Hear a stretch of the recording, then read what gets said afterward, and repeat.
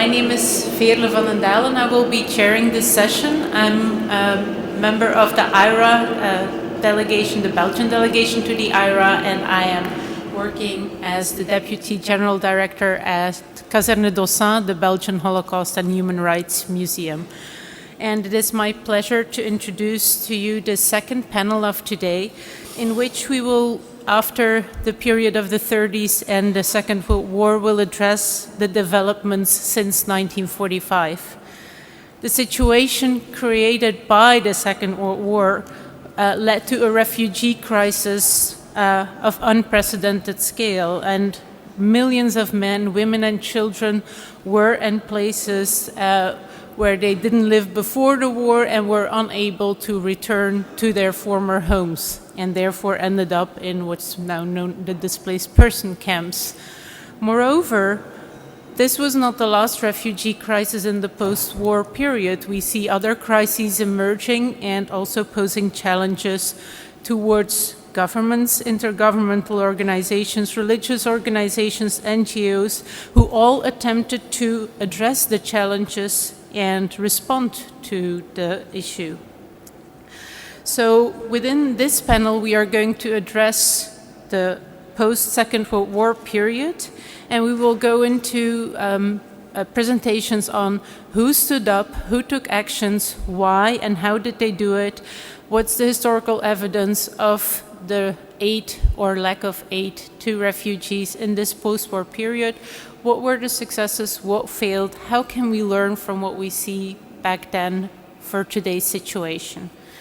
And it is my pleasure to introduce to you the first speaker of our panel, Dr. Dan Plesch, who is the director of the Center for International Studies and Diplomacy at SOAS University of London.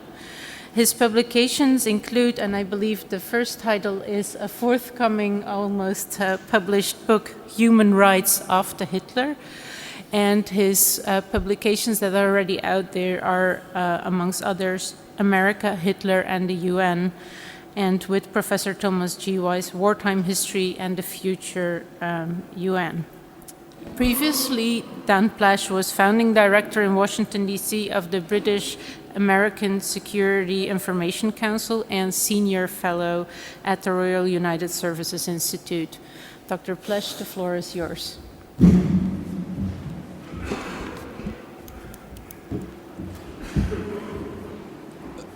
Thank you so much for your warm introduction. Your Excellencies, ladies and gentlemen, it's an honor and a privilege to be able to join this important and distinguished conference here this morning. I have been asked to talk about international responses, institutional responses to displaced persons and refugees, and the short word for that really is the aftermath of the war. But inevitably, as we heard from the previous speakers, this is not a golden red line. One has to go back and forth across it a little.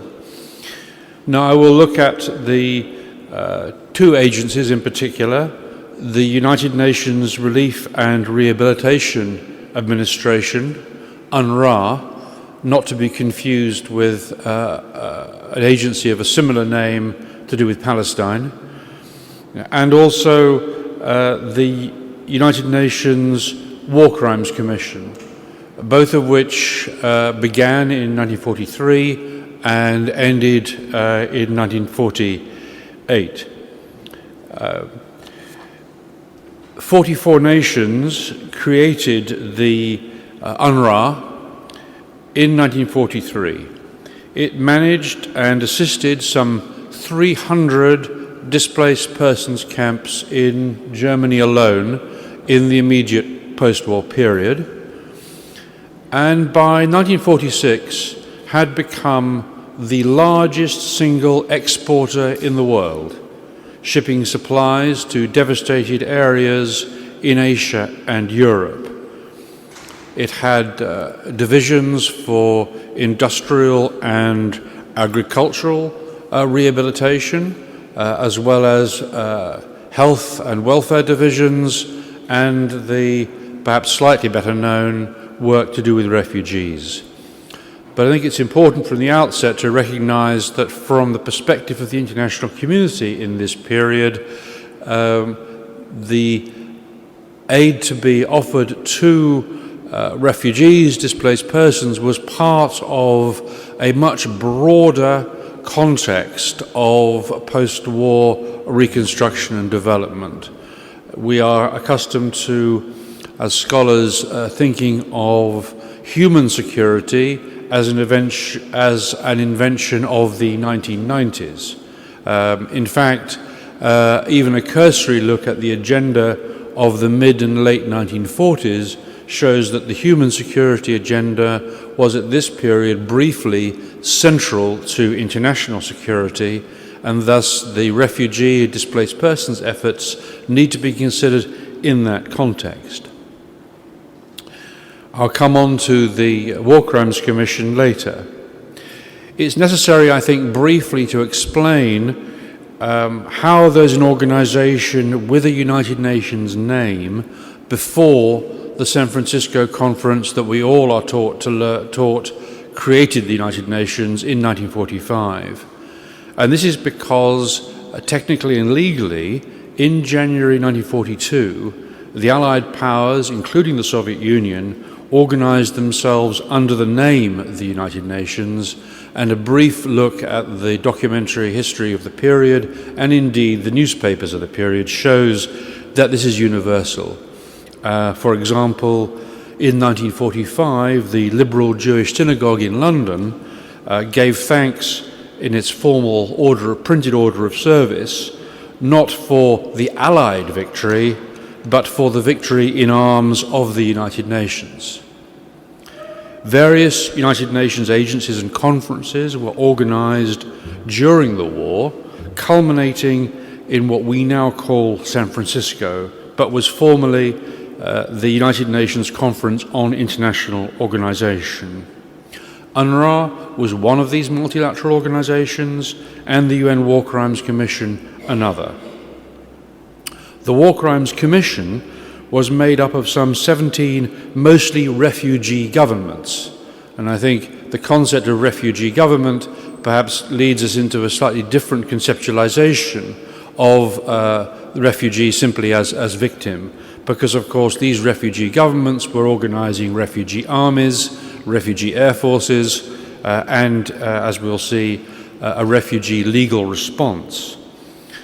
This commission developed a huge number of indictments against the Nazis for war crimes, including the extermination of the Jews, based upon testimonies of refugees in the final years of the war, and initially from refugee statements while these countries were still under Nazi occupation. Its core work was kept secret by US policy until very recently, and I've been privileged to work with the Wiener Library and the Holocaust Museum in studying some of its archives for the first time. But I will come back at the end of my remarks to the Commission. I want to concentrate on the traditional conception of refugee assistance and the UNRRA, the UNRWA program. What individuals experience perhaps can humanize it. Too Old to Fight, a college professor from Oakland, California, Harold Jacoby, volunteers to work for UNRWA, and in 1945 he finds himself in Egypt and Kenya helping organize the feeding and repatriation of refugees from Greece. The organization that recruited and trained him moved, housed and supplied the refugees, was part of this global operation.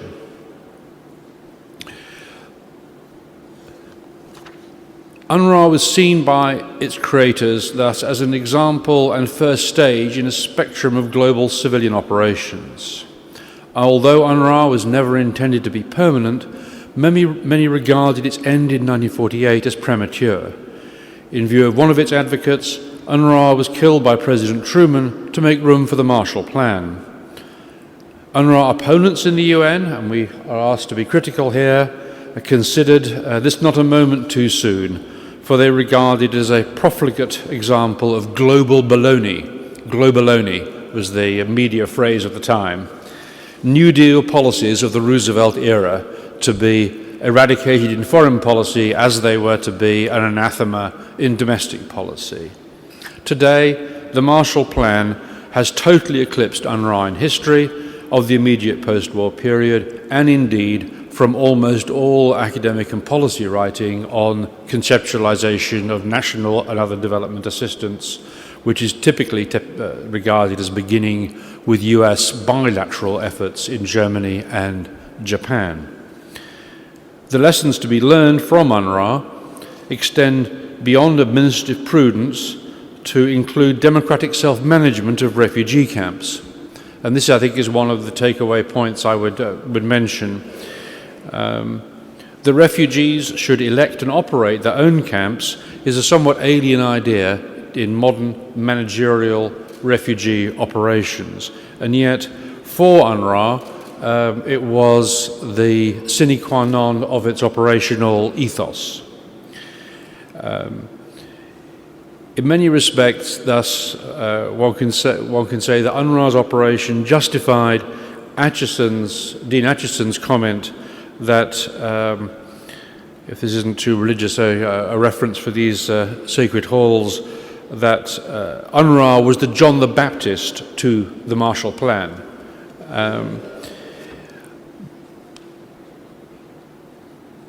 Now, unlike present situations,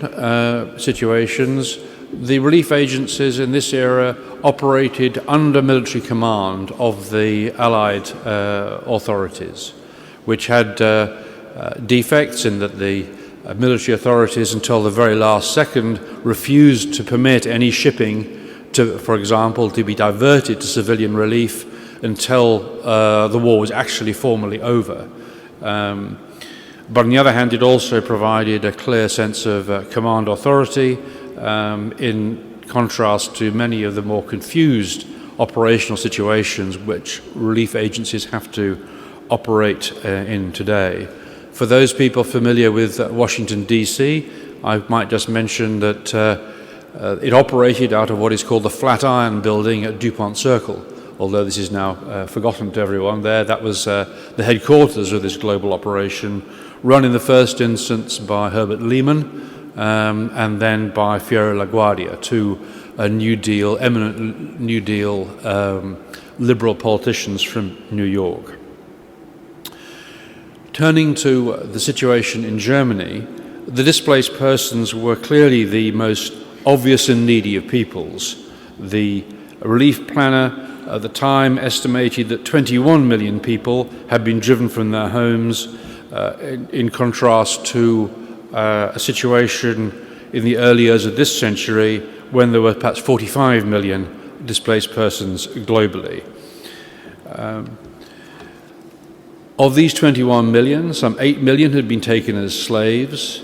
Many survivors found their own way home, but by the end of 1945, UNRWA was helping feed and house some 750,000, mostly in the western sectors of occupied Germany.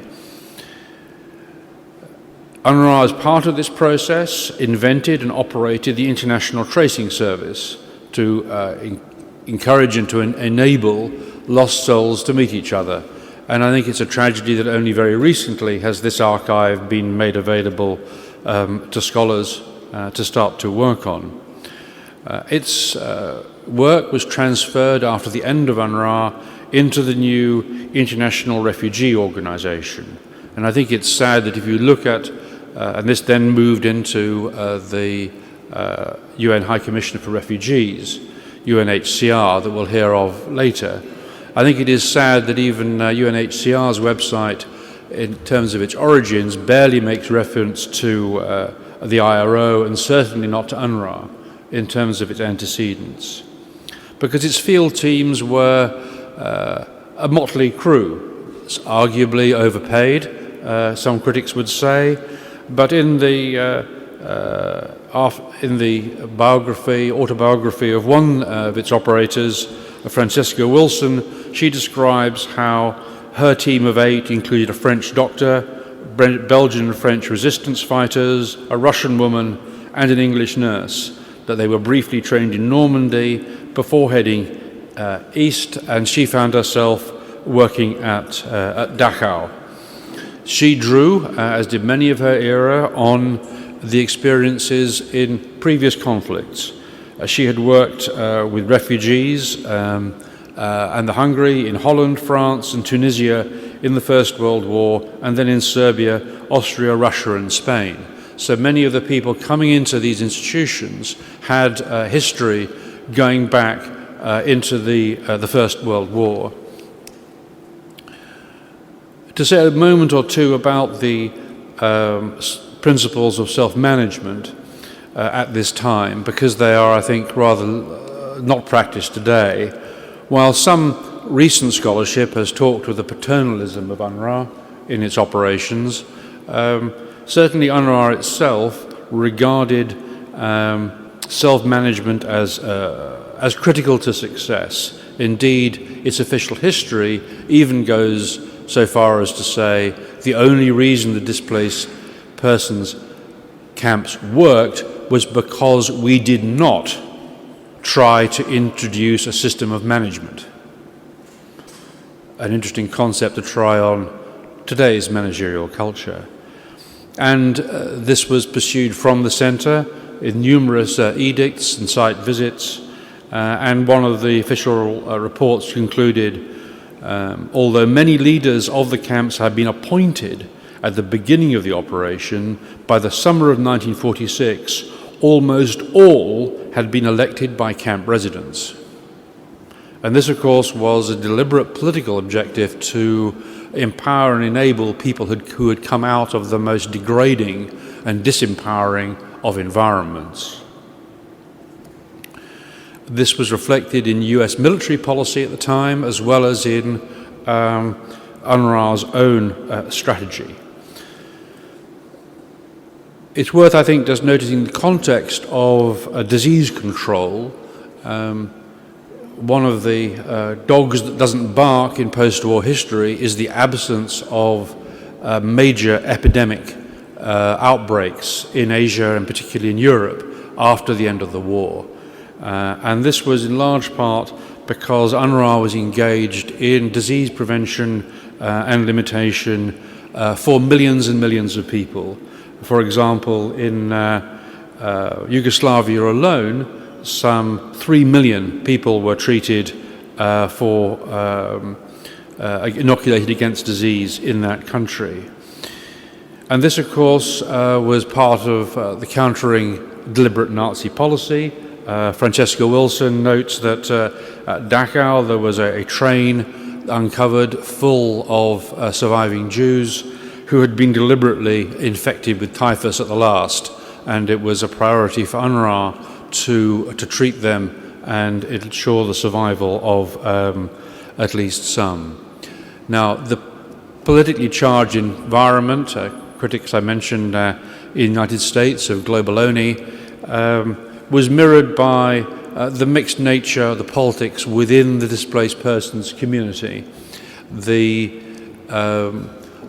Most of the publicity and concerns here surround the potential for emigration to Palestine, but there also was, of course, controversy about sending people back east on communism to uncertain and disastrous futures, but also the still fascist ideology of many of the former Eastern militias who had been associated with the Nazis and were looking forward to a reconquest of the East. And this kind of ideology one found even within the British military and American military, so that one of the investigators for Fiera LaGuardia discovered widespread anti-Semitism and quite disgusting conditions being inflicted upon Jews who had supposedly been rescued by the Allies, but ended up, I think he said, being put in a Luftwaffe cold store with 3 toilets for 2,000 people under American military authorities. So a mixed picture of strategic success, but considerable tactical concerns. Now I will end, if I might, but just returning to the War Crimes Commission, because all of the exiled governments and their resistance groups were involved in a now, I think, atrociously forgotten process of developing war crimes prosecutions, so that the exiled government systematically, in the displaced persons camps and during the war, can we just take the other one first? During the war itself, gathered evidence about Nazi war crimes and developed charges. And this is from the, thank you for the advertisement, from the forthcoming work. You probably find difficulty in seeing that, but I'll guide you to it in the couple of minutes I have left, and then come to a conclusion. This is a charge sheet from the spring of 1944, brought by the Polish government to this commission, supported by 17 states, against a list of some 8 officials at Treblinka. And if we go to the second image briefly, it's very clear that in this period at Treblinka, these murders and massacres are taking place. These are the accused individuals, and there's a detailed dossier accompanying it. Following these typical charges from 44 and from refugees, and then after the war from governments and displaced persons, hundreds of such charges are developed, and at least some 2,000 criminal trials result across Europe. And this, in a sense, is a role of the refugee as pursuer of justice in a way which is mostly left out of our history and can critically be used today. So to draw my remarks to a close, I would say one of the takeaways to consider is the value of self-management in refugee policy as empowerment. A second is the possibility of considering a formal international process to gather war crimes evidence from refugee populations, which is only done in a most fragmentary way at the present time, and which we can now see was done very extensively in this period. And my final 2 sentences, I think, are rather broader, if I might, which is to say, travelling a little in Central and Eastern Europe, one has this, I have to say, I find deeply racist statement, well, nowadays our societies are homogeneously Christian. Well, we all know there's one reason for that, which is that the non-Christian population was exterminated. And if I can be slightly provocative and say, well, in response to such societies saying, well, we can't absorb further refugee populations, one might at least rhetorically ask that they consider that there are homes empty now of some millions of people who were exterminated from those homes, and those empty homes might possibly provide accommodation for some who are seeking it today. Thank you very much.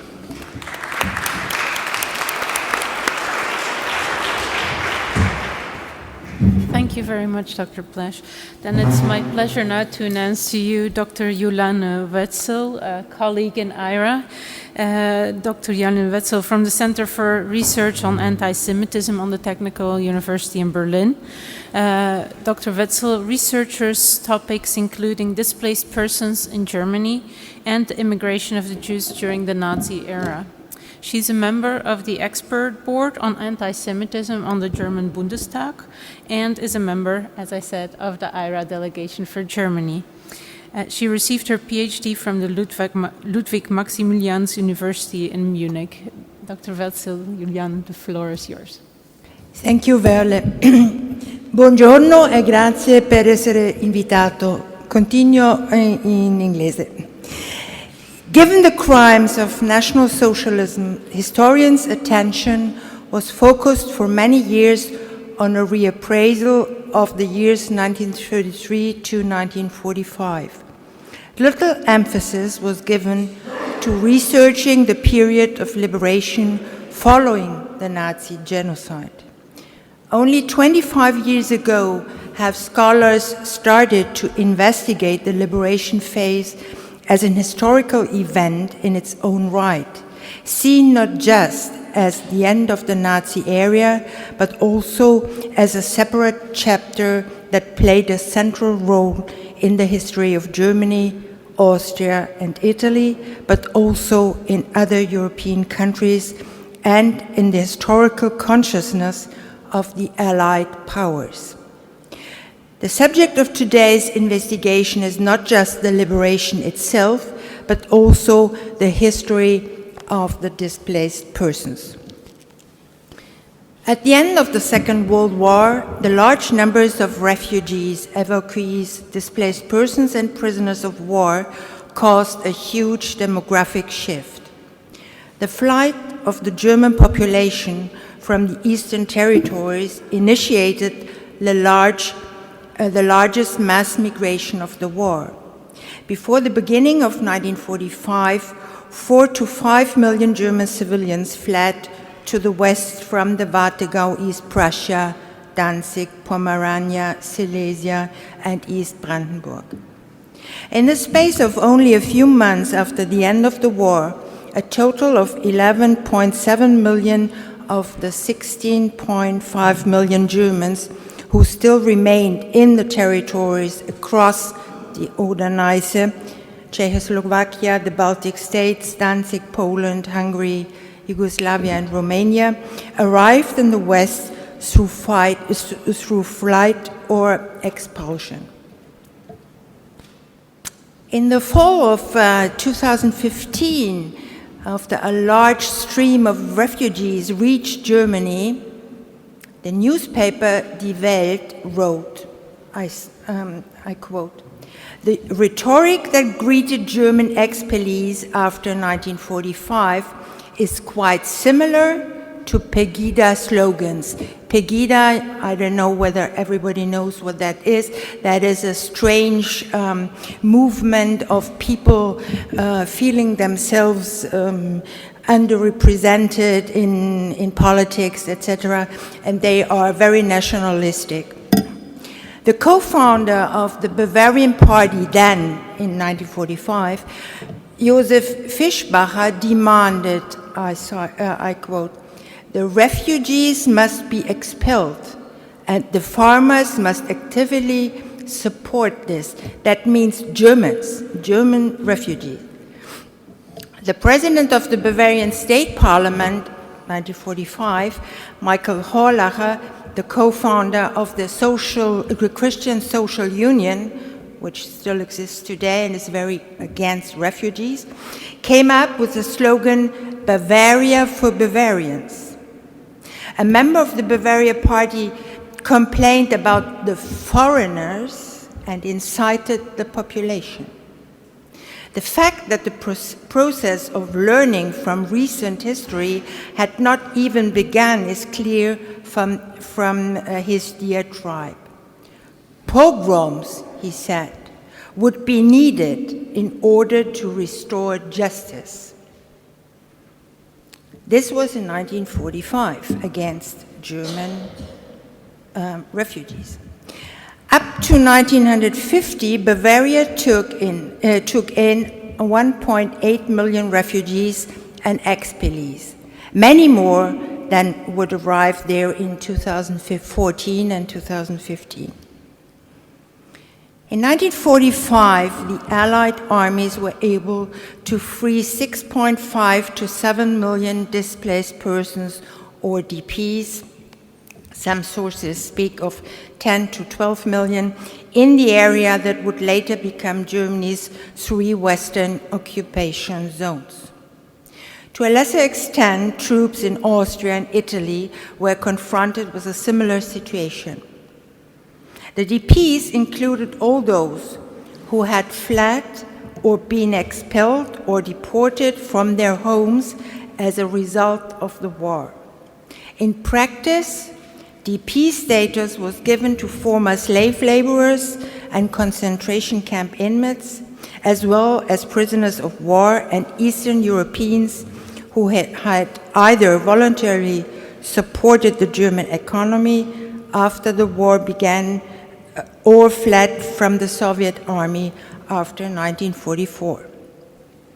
German refugees and expellees did not fall into this category. The 50,000 to 75,000 Jewish survivors who had been freed either from the concentration camps or from the evacuation transport, the so-called death marches in the direction of Tyrol, made up a comparatively small group of DPs. In the American zone of Germany and Austria, DP status was given to people who were located on American occupied territory before August 1st, 1945. However, an exception was made for those who were persecuted on racial, religious, or political grounds, who were still recognized as displaced even if they had reached Germany only after their liberation. The British military authorities generally refused such a status to all those who crossed into their zone after June 30, 1946. In the French occupation zone, there was a comparatively small number of DPs, among them a few thousand Jews. The Soviet occupation power generally denied any DP status to anyone. A DP status conferred care, extra provisions, clothing, and accommodations in specially created camps, the DP camps, or so-called assembly centers. These were set up in hospitals, sanatoriums, schools, housing estates for industrial workers, and former barracks. Homo barracensis was a common ascription, so people who lived in barracks.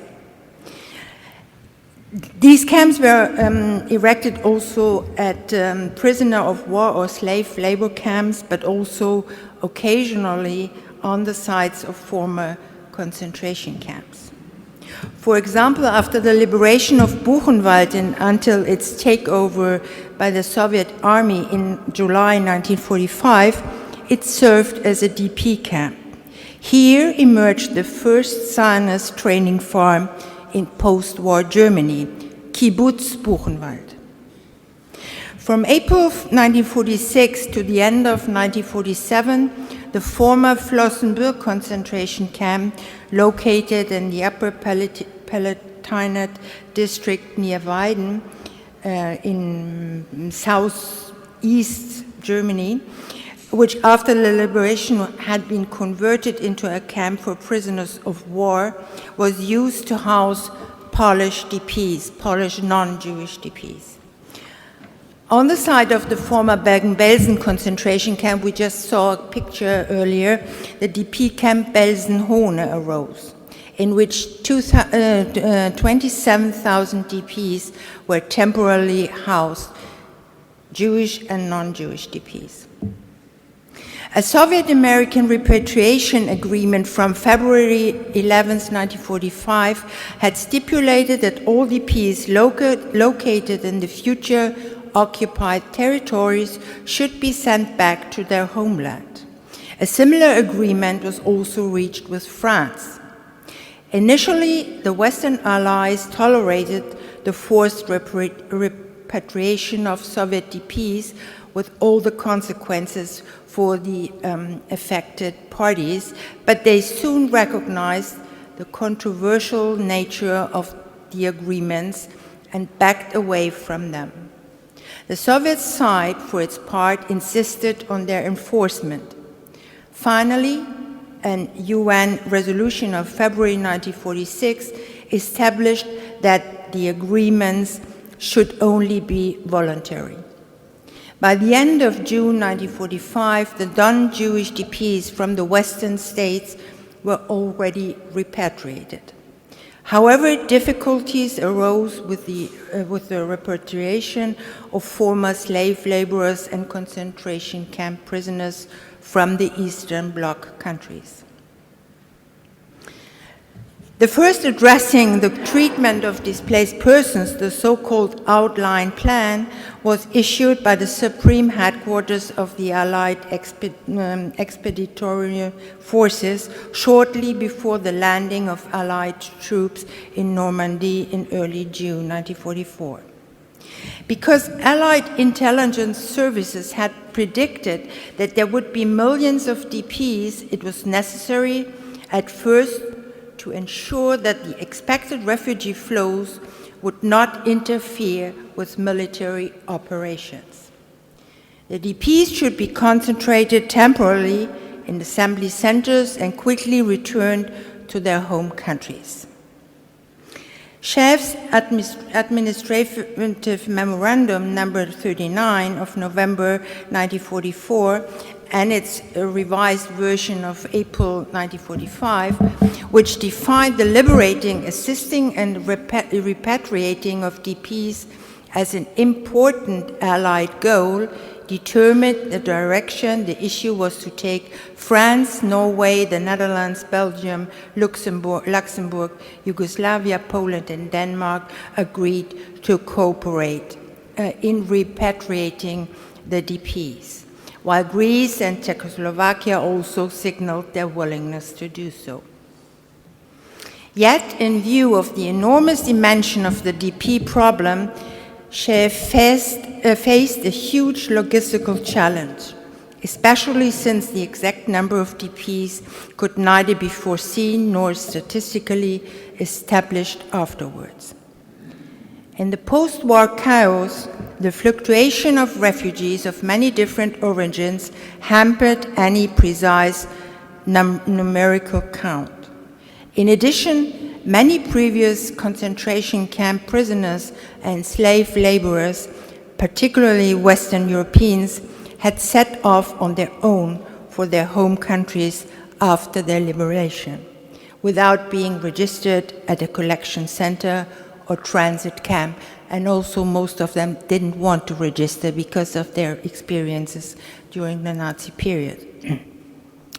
Therefore, only estimates of the total number of DPs are possible. These amount to approximately 10.8 million people. After the autumn of 1945, the number of liberated people who refused to be repatriated to their home country grew. Many Ukrainian DPs, as well as Baltic DPs, rejected repatriation. Since the British and Americans did not officially recognize the annexation of the 3 Baltic states by the Soviet Union, a forced repatriation was precluded. Only the French regime classified the Baltic DPs as Soviet citizens. The decision of the British and Americans was even more controversial because of the suspicion that there were numerous collaborators among the Baltic DPs, including war criminals and members of non-German Waffen-SS groups. At the end of 1946, despite all the repatriation efforts of the military administrations and ad organizations, 914,997 DPs were still living in Germany's 3 Western occupation zones. Of these, Western European DPs made up a comparatively small percentage. Of the approximately 500,000 DPs from Eastern Europe, 200,093 were from Poland and 186,000 from the Baltic countries. There was also a large group of 167,000 Jewish DPs. The group of Jewish DPs grew about after pogroms in Poland and other Middle and Eastern European countries. In the Western occupation zones, responsibility for the DPs first was assumed by the armies of the respective zones. Beginning in the fall of 1945 or the spring of 1946, under the auspices of the military administrations, responsibility shifted to the 8 organizations of the United Nations, the UNRWA, or starting in July 1947, the International Refugee Organization, the predecessor.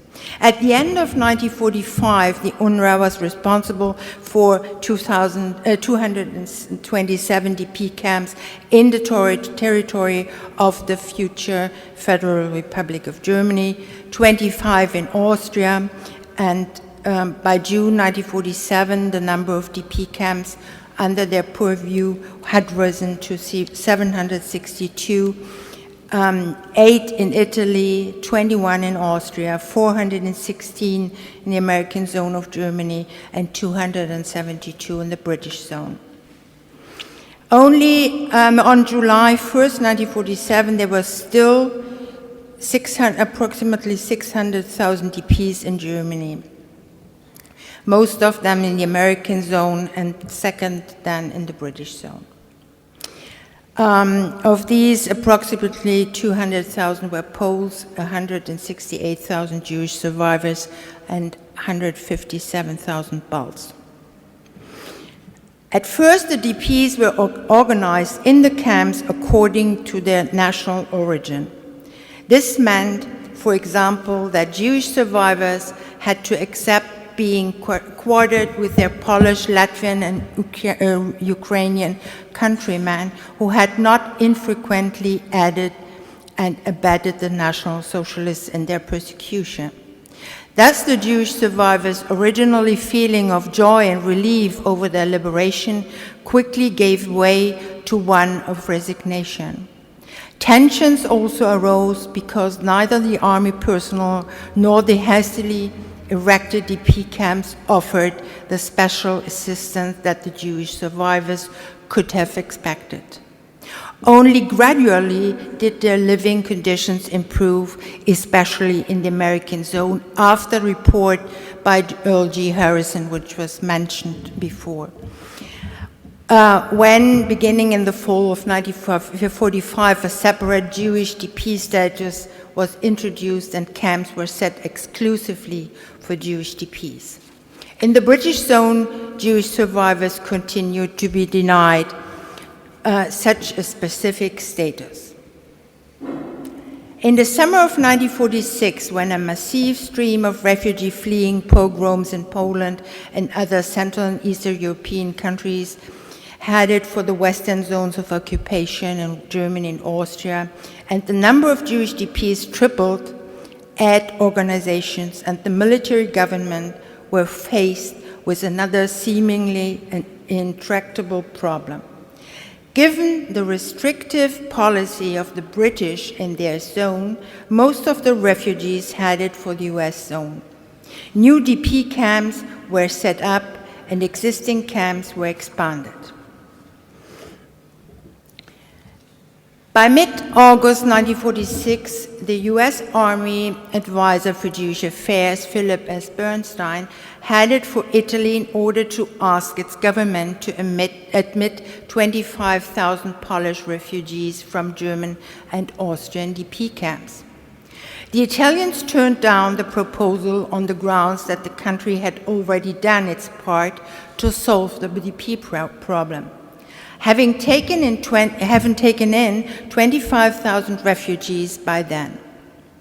Bernstein tried to make a deal with them, suggesting they take in fewer people, 10,000. Failing again, he turned to the Vatican in the hopes that it would influence the Italian government. Bernstein met with Pope Pius XII on September 11, 1946, in Castel Gandolfo. The Pope agreed to speak with the Prime Minister.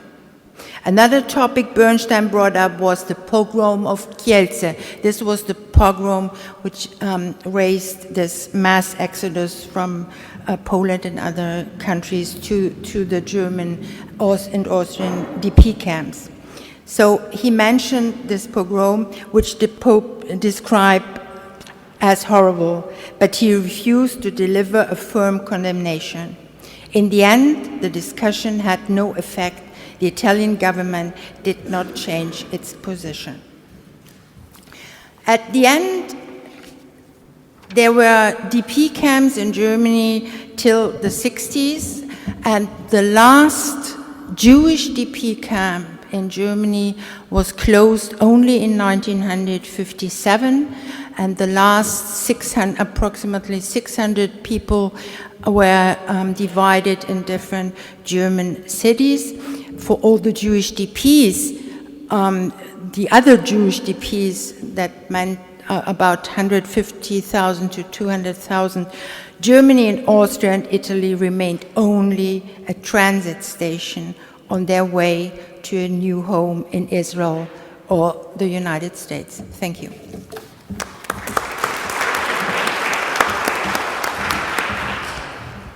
Thank you very much, Juliane.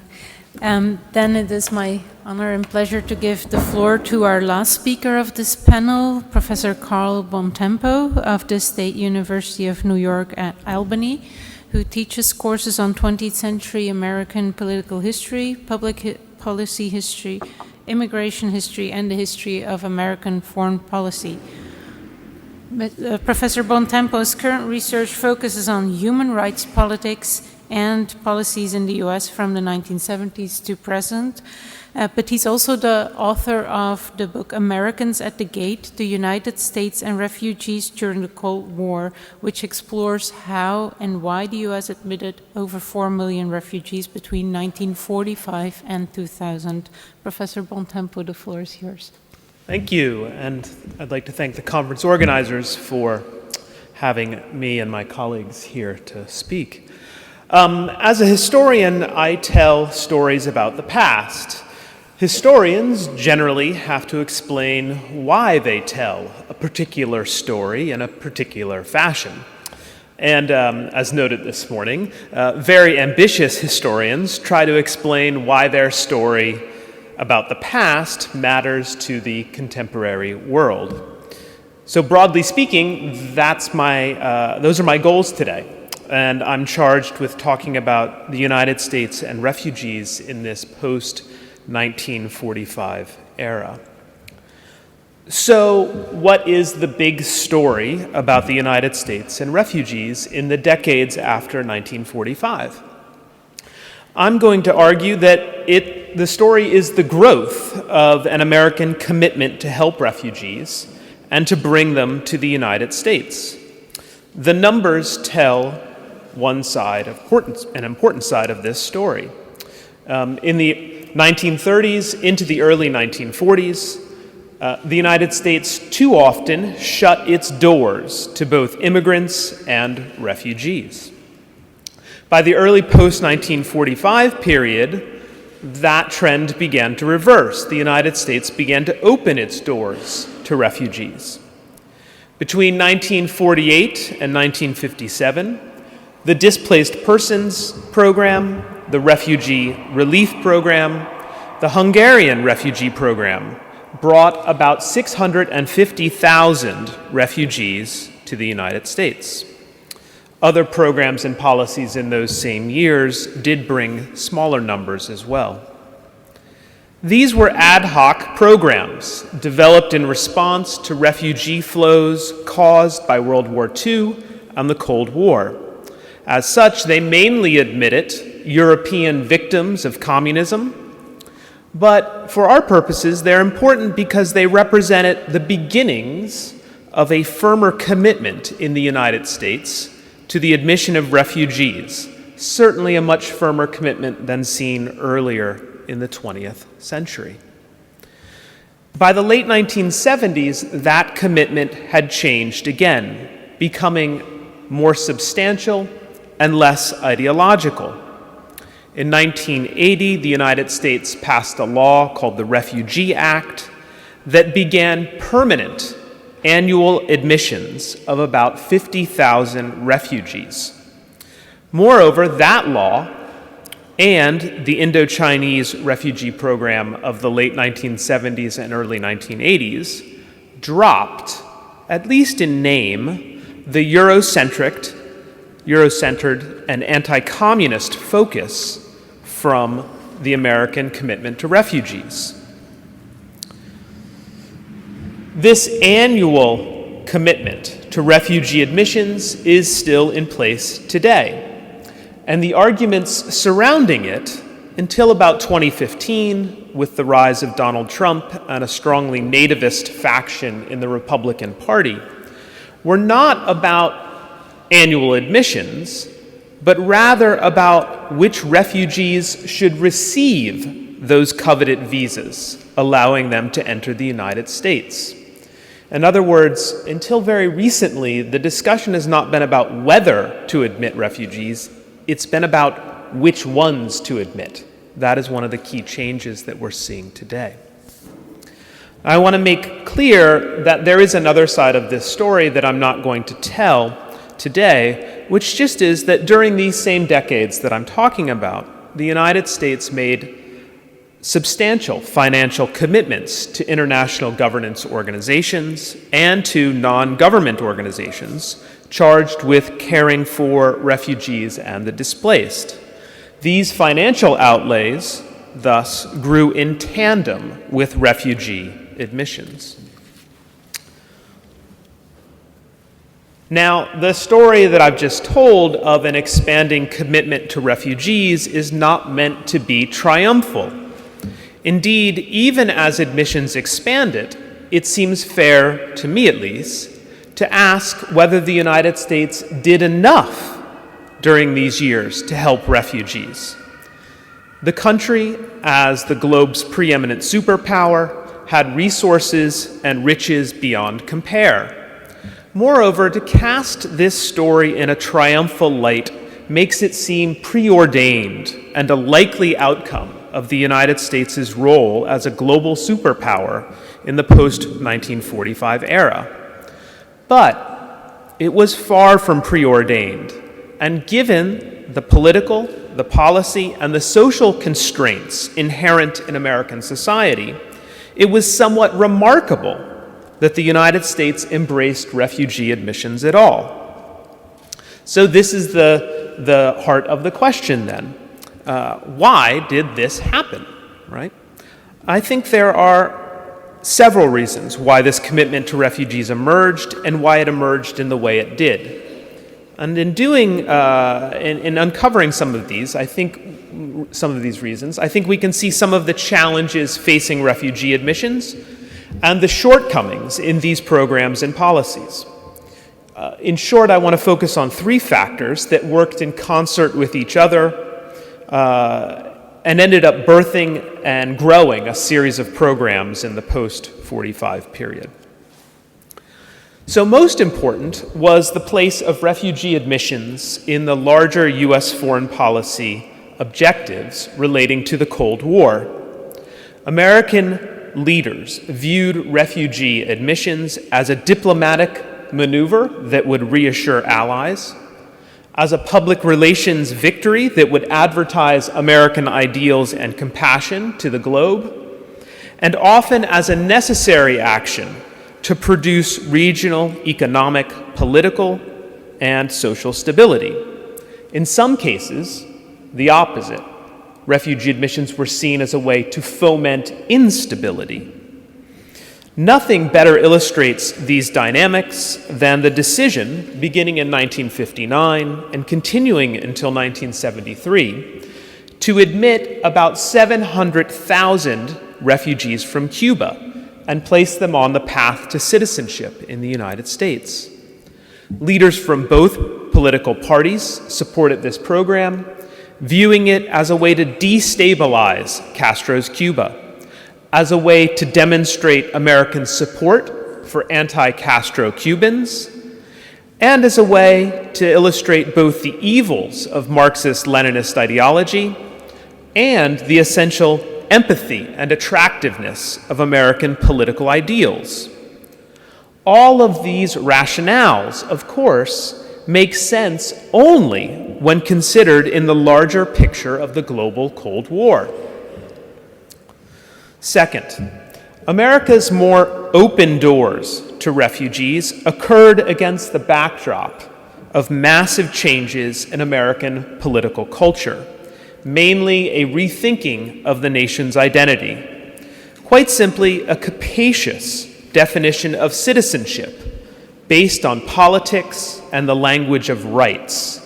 Here, largely fueled by the rights revolutions in the United States of the 50s and the 60s, such as the Civil Rights Movement, but also by the Cold War. This new citizenship based in politics and rights slowly replaced, in the post-war era, a narrower, ethno-national, and racialized citizenship.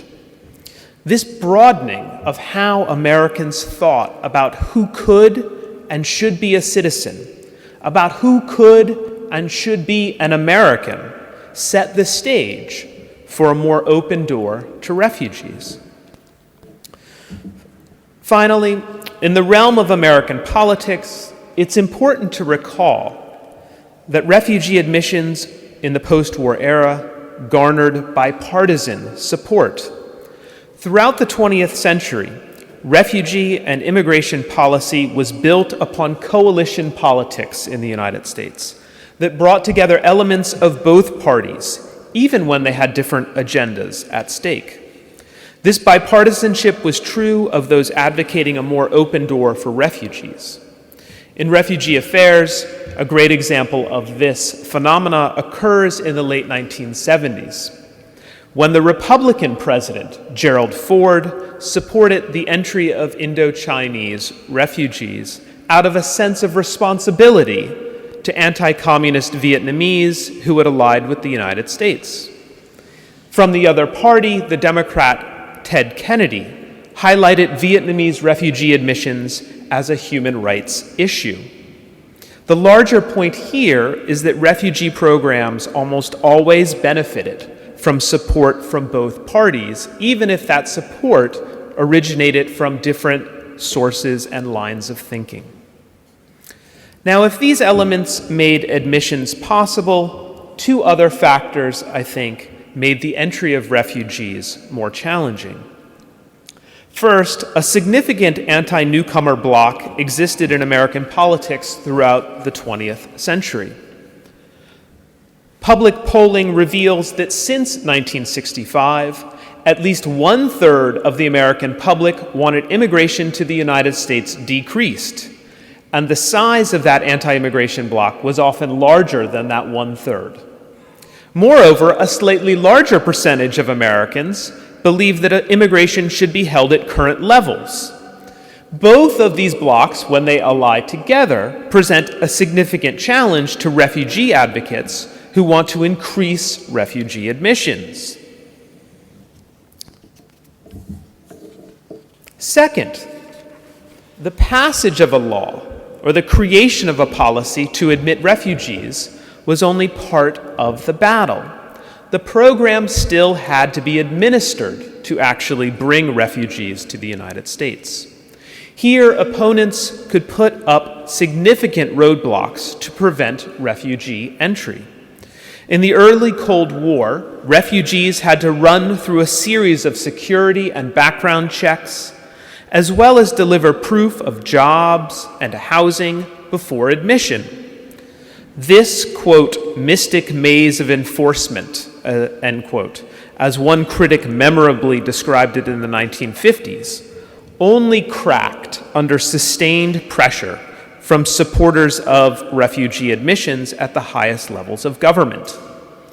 I want to note that since 2001, these barriers have made a comeback of sorts, with the United States reinstating difficult admission standards, and the result has been a slow entry of Iraqi, Afghani, and Syrian refugees. Now, these challenges, and they could be, and they often were, surmounted. But other shortcomings, based largely in the political and foreign policy roots of the original commitment to help refugees, shaped the entire American effort in profound ways.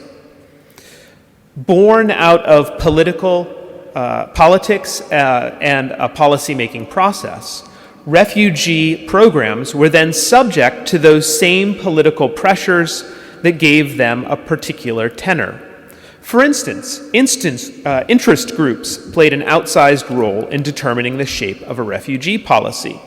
A strong interest group in the United States, like the Cuban American community, kept the doors open for their compatriots, while refugees who lacked a strong organizational presence in the United States, such as Haitians, faced a tougher road. Likewise, if the United States' foreign policy orientation greatly determined its refugee policies, this meant that some refugee crises received attention while others were left wanting. It's no coincidence that refugee flows in Africa since the 1960s have resulted in paltry admissions when one considers the low priority African affairs rate it in larger U.S. foreign policy. Indeed, even those countries that received admissions, Somalia and Ethiopia, for example, prove the point as they managed in the 1980s and early 1990s to climb onto the policy agenda. The larger point I'm making here is that if American refugee policies are determined by domestic political and foreign policy concerns, then those concerns cast an outsized shadow over the larger commitment and sometimes placed an unwarranted emphasis on certain refugee flows while neglecting others. If refugee admissions in the United States in this period were humanitarian, they were born of a humanitarianism deeply tempered by the realities of domestic politics and foreign policy. By way of conclusion, let me offer a few thoughts about what we might take from this history as we ponder the contemporary refugee situation. Now, I want to suggest that these lessons hold no matter who is in power in the United States, because they are based on larger historical and structural forces. That said, I do think the United States is entering uncharted waters with this new presidential administration. President Trump and his supporters have played on white racial resentments more than any campaign since the late 1960s, and they have empowered opponents of legal immigration in ways we have not seen in the United States since the 1920s. If you add in President Trump's unclear ideological predilections, his difficult political calculus in his own party and in the general electorate, and his deficit of policy knowledge, the ground in immigration and refugee politics and policymaking may shift more dramatically in the next 4 years than at any time in the last 50 years. Indeed, President Trump's executive order on refugee and immigration policy issued in late January, which is currently being blocked in the court system, indicates his strong interest in recasting the United States' policies towards newcomers and especially refugees. So, with that admittedly large caveat, what are the lessons of this history for contemporary refugee issues? The first lesson, I think, is that the American commitment has been and will remain the product of multiple factors working in concert. Thus, for refugee advocates, it seems important to articulate a multi-pronged but easy to understand rationale for refugee admissions that involves foreign policy calculations, domestic political consideration, and links to so-called American ideals and principles. Refugee admissions in the United States have always been both highly idealist and very realist, and likely will continue in the future in those same veins. Thus, arguments of advocates have to address both that idealism and realism. Second, refugee admissions have been and will remain the product of hard work, the hard work of politics and policy making that must be tended to carefully. Here it seems important to recruit members of both parties, and especially those in both parties who are skeptical of, but not opposed to, refugee admissions. Finally, the history of refugee policies in the United States in this period makes clear that there will be setbacks for refugee advocates, either in winning passage of laws, approval of policies, or the implementation of both. The larger historical arc surely bends in the direction of refugee admissions, but it arrives there via many twists and turns, achievements and failures. The next few years may be ones of defense and some failures, but the ground should be laid for what comes after those moments. Thank you.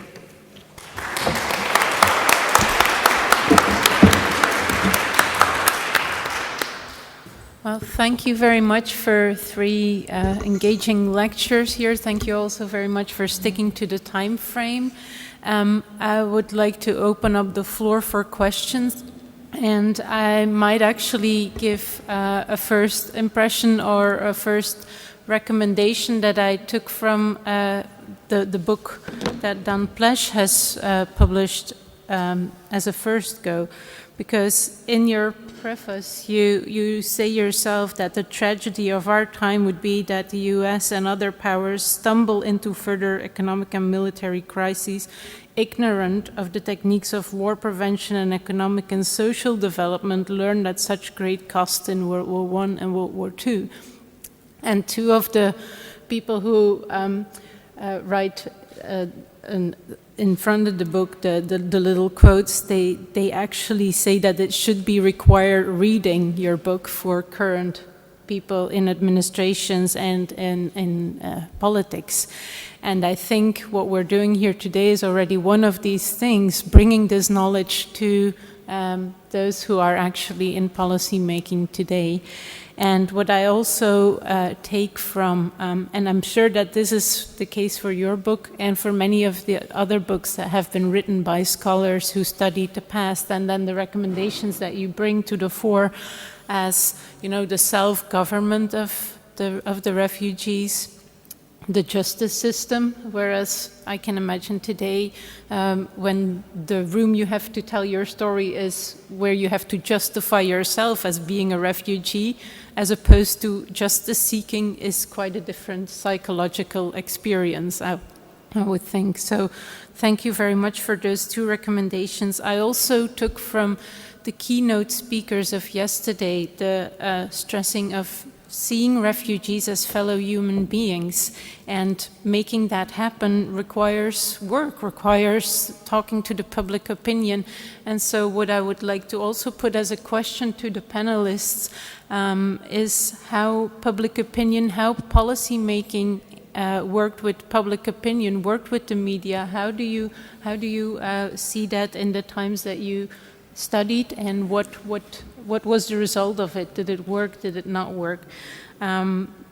So that's definitely something I would like to see addressed. And also from the keynote speaker of yesterday, the stressing of education. We haven't heard the long-term effects of those who went through the refugee processes in the post-war period as on education. How was it? What happened to this generation who happened to grow up, be born in a refugee camp, in a DP camp? And those are a couple of first remarks that I would hope to have the 3 panelists reflect upon. And then if there's anyone who already has a question, please signal it to us so that we can distribute the mic ahead of time. So. Yeah, who wants to start? I can start. Okay. Okay. Thank you for those comments. So the question of public relations and policymaking, I'll just take a stab at that.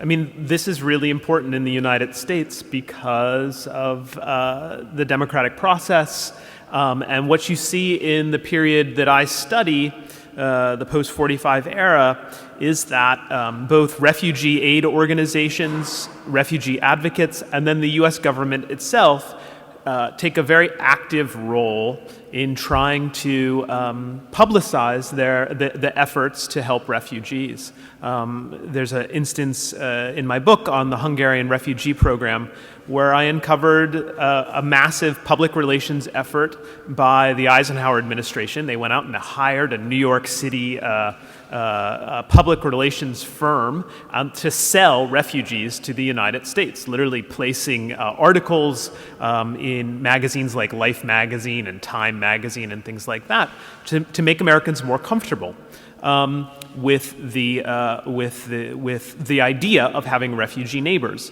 And I would just point out, and this sort of piggybacks on some of the things that Dan spoke about, but this is necessary to a degree, right? Because you need to convince the American public that these folks are going to become good neighbors, right? Or as I put it in the talk, they're going to become good Americans. They're going to fit right in. But the danger here, of course, is pretty obvious.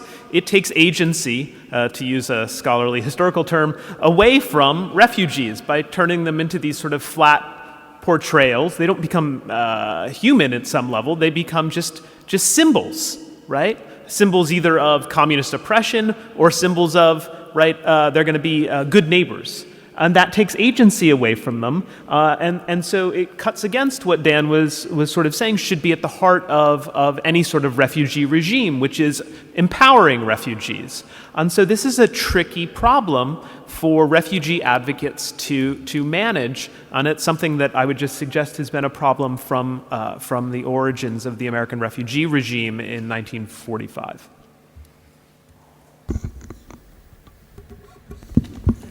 I think if I focus on the Jewish DPs, they had a big effort of press. They had their own newspapers. Approximately 40 newspapers came out in that period in Germany, most of them in the beginning with Latin letters, but in Yiddish. And later on, when they got Yiddish letters, they also published in original Yiddish letters. But this was, to a certain extent, an exterritorial initiative, because it was for themselves. It was not for, let's say, the German population around them, because these both parts were not coming together. It was a negative attitude from Germans against the Jewish DPs, because they thought the Jewish DPs are all black marketers, which at the end was not true, but this was the impression, and the Jewish DPs didn't want to be to have any contact with the Germans because of the past. So I think it's a very special situation, which was very close to the outside world. But the Americans, the British, they published certainly about the DP camps, but they were also very against having them in their countries, because America and the United States only opened the country in 1951 really for the DPs. So this was also, and the British, because of their mandate, were also very negative. You ask also on education. I think that's an important issue in the DP camps, and especially in the Jewish DP camps, because kids were their future. And it was very soon in 46 that the thousands Jewish baby was born. And there were even entire families in the DP camps. These were the people who went to the Soviet Union. That is the question of the first panel on the Soviet Union, because they had the fortune to survive there also, if it was not a really good situation, and it's not researched very good, this experience by people who went to the Soviet Union. But they survived at least, and they want to go back to their homelands in Poland and saw that there was anti-Semitism and new pogroms, so they left, and this was this mass exodus, but they came into the DP camps and organized by themselves the schools and also vocational training. So, but this was only focused for immigration to Eretz Israel. This was not for staying. Well, to go to the question, if I can, I think first of all just to be aware that politics and society is not a spectator sport. We are players, and democracy gives us the chance to be on the pitch. It's up to us whether we can win or not. I think I would make a technical point, which is I think that we don't pay nearly enough attention to the formal official statements that our diplomatic colleagues work so hard to produce, that we tend to look at secondary sources and the like. And in that respect, just to refer to earlier discussions, there's not nearly enough attention to the official multilateral statements supported by national government statements that did condemn the Holocaust and the extermination of European Jews in a very public way in December 1942, in the time of the middle of the Battle of Stalingrad. These are almost entirely overlooked in scholarship from the period, and I think by inference we should look carefully at what is said today officially about refugee policy. But perhaps my most important point, if I might, comes to communication. We look at what is called populism. And I have this discussion endlessly with colleagues, because as intellectuals, as some of us aspire to that in this audience, or at least have that label of being intellectuals, we despise the soundbite. And yet we despise Twitter, although we use it. I like to use it. But we put as the epitome of cultural product poetry and the haiku. So tell me, and I'm sure I don't do this properly, but despise soundbite, love haiku, discuss. Surely we ought to be able to compress our meaning in a way that can communicate very broadly in a very succinct way. And to my mind, the purpose of this conference and what we try to do in learning the lessons is, Albert Einstein, memorably, and other people have said this, remember your humanity and forget the rest. That we have a choice between an extrovert, self-confident, bold sense of one humanity and one world, or a cowardly introversion into nativist politics. And that, I think, is the challenge before us, which we all can see.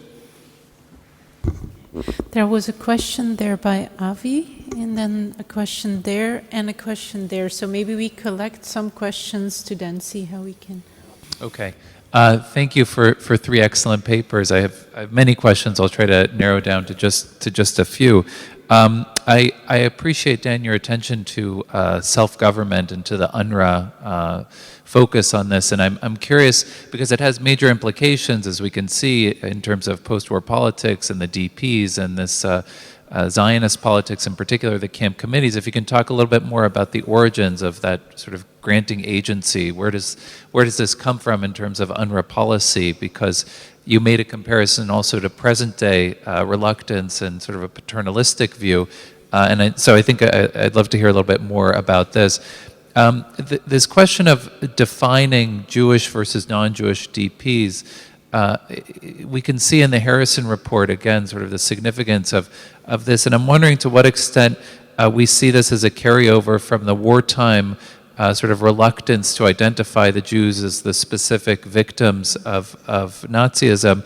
And we can even see this in the post-war justice situation in the Nuremberg trials, and sort of a reluctance to identify, again, Jews as the specific victims. What are the consequences of that? What do we see sort of develop? When does this develop, and how does this impact the post-war period? In terms of a number of you referred to the fluidity of the boundaries in the post-war situation and the bricha, the post-war migration. If you could say a little bit about sort of the post-war context and the reconstruction of Germany, reconstruction of Europe as a whole, and the fluidity of the boundaries and the migration of what's happening in the post-war period, at least until 1948, has major implications as well. And then my last question for Carl. I think that your last point about sort of the present situation is an incredibly important one.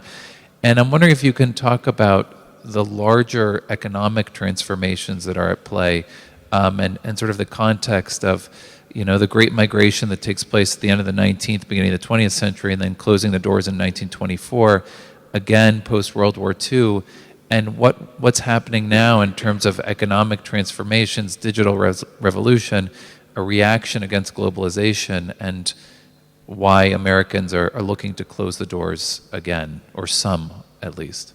Okay. Then there was a question in the same row by... It's a little bit different, but then Plesch and Carl, both of you mentioned, but also Professor there. You all talked about the, let's say, policy for refugees, and Dan mentioned then the remarkable documents you showed. This brings us to something that wasn't mentioned, that the US policy was also to define a refugee policy from Germans towards South America. And that was going on from 46 onwards, and it continued till the 60s, let's say 50s, 60s. I want to know if you have some information about that, because it seems to me a little bit the dark side of the refugee moon in that period, if I may say so. And then I had a last question for this round, somewhere in the middle to the left there. Hi, my name is Chris Records. I work for a small nonprofit in the United States called Books Not Bombs that does public engagement in American universities and religious organizations. I have a question mostly for, I think, Professor Bontempo. You talked a little bit about sort of historical triumphalism, and I was wondering about your thoughts on using all of that history that you've described, a simplified, cleaned up, flat version of it, either to shame or inspire people, and the role that has played in selling successive policies over the years. Okay. So I'll try to address some of these as quickly as I can. So I think to Avi's question about economic transformation and refugees, yes, I mean, in thinking about my talk, that was one of the things that I left on the cutting room floor, in part because in the post-1945 period, at least until about the 1990s, the economic arguments are not so strong in the policy debates and in the public political debates about refugees. So the Hungary example is a great example, right? You get a recession in 1956 and 1957, right as Hungarian refugees are coming in. It shapes the debate about Hungarians to a small degree, but it's not overwhelming. The same point, 1970s, right? This is the biggest economic downturn the United States has experienced in the 20th century, with the exception of the Great Depression in the 30s. It's a sustained economic problem for 10 years, and yet it doesn't really inflect upon Indo-Chinese admissions in any great way, and they're the group that gets in the largest numbers in that period. So as a result, I do think, though, that current debates in the United States are somewhat of a departure, because I think your inference is correct that the economic instability and changes in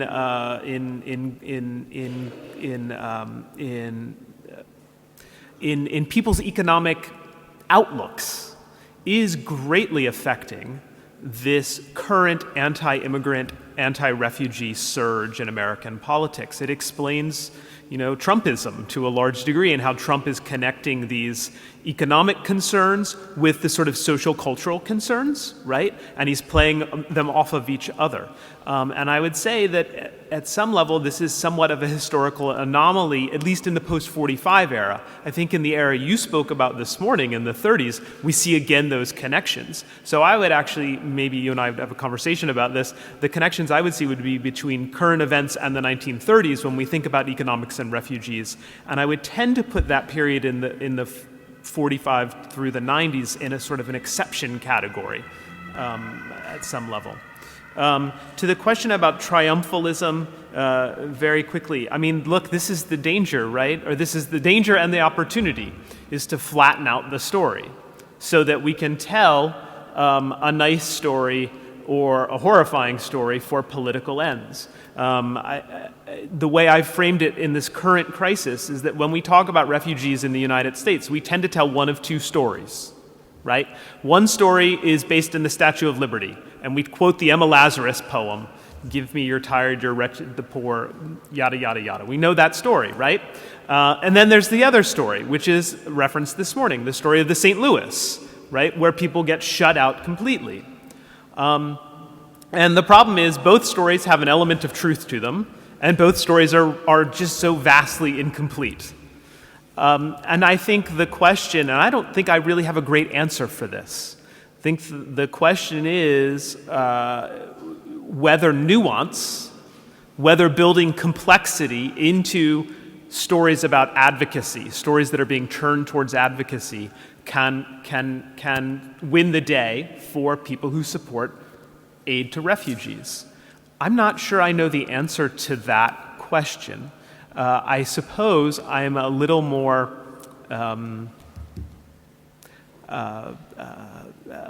worried in current American politics that complexity is going to win the day. But I think that this is the challenge. Although I do think there are a good many of Americans who want to understand that complexity, who want to understand the nation's sort of twisted path, and at some level may react to that in a very positive manner because they realize that if you tell one triumphal story or one totally negative story, they just look at that and they go, that can't be the whole thing, right? And so that's the case perhaps, right, is to engage people intelligently on this. Although again, I have doubts at this point about that path forward. So hopefully those two questions I managed to somewhat answer. I think apart from the economic reluctance, there was another point which I mentioned also. This was the fear that with the DPs, collaborators could come in, or even perpetrators, and it's not so unjust because Demjanjuk was in a DP camp, Feldafing, and then went later on to the US. So this was also, I think, a big question. You asked because of Jews as specific victims. This was something the British so never accepted, and this was because of their mandate in Palestine. They were afraid if they accept them as a special group that could,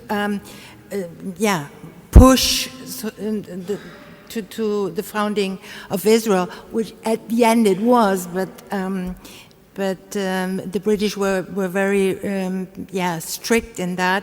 The Americans changed their view after the Harrison report, which Harrison, for example, said that the U.S. is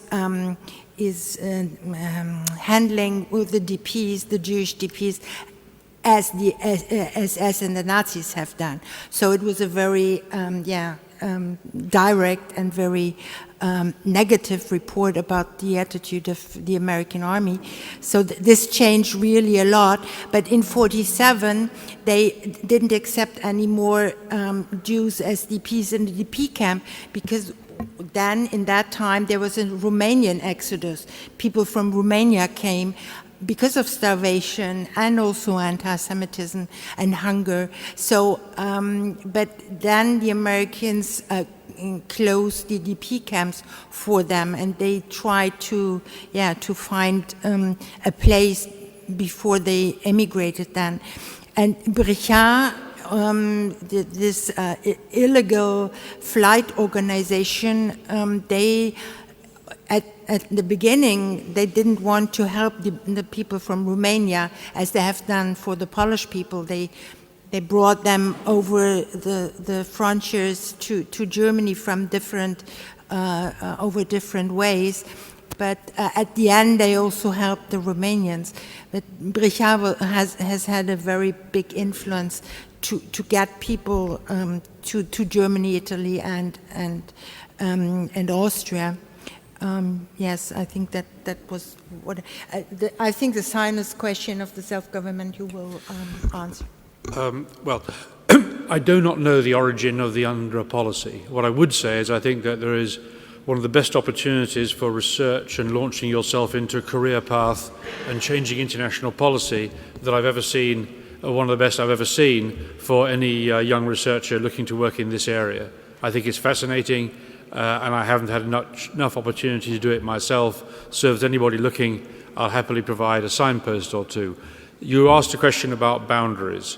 I would just make one observation. It is an unfortunate fact, which is left out of studies of forced migration policy today, that liberal international political science and politics thought that population transfer was a good way of preventing war in the late 19th century and early 20th century, that moving populations about was thought to be a route to global stability and war prevention.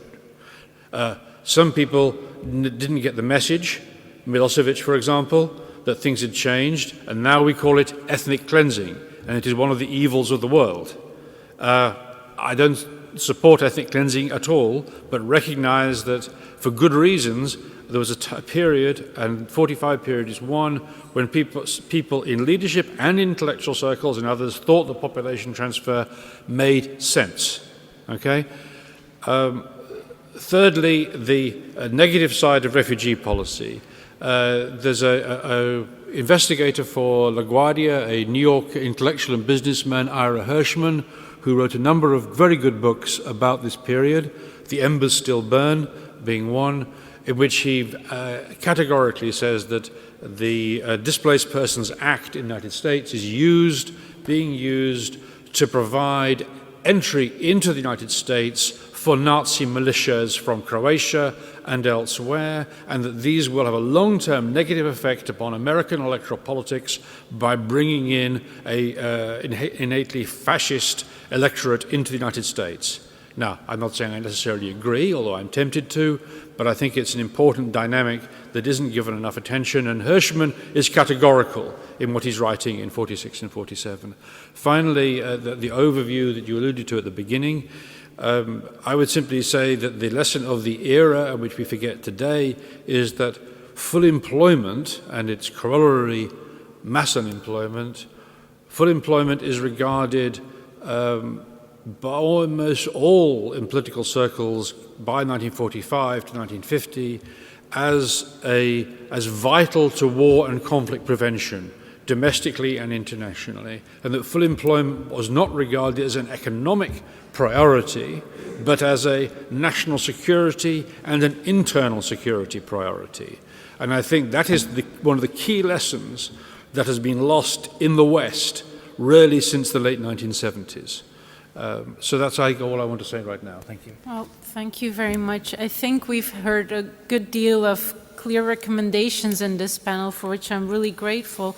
I think we also heard a great deal of the complexity of the whole story, the intertwinedness of military action, defense, security, peacekeeping, the international and national economics, and then, as you now mentioned, employment as something that we should also consider not just as an economic thing. So I really thank you very much for that. And it's also the nature of the research that when you start the research, that you delve into something very deeply, and then you have to go to the larger framework, and at the end of the day, now we also need to be able to communicate it in very clever, intelligent, short ways to make our message come across, which is quite a challenge, I believe. But so I think we've had quite a bit of food for thought, but I've also been told that there's also real food today. So before I send you out to the lunch, let me invite you to join me in thanking our panel for 3 excellent presentations. Thank you for looking after us.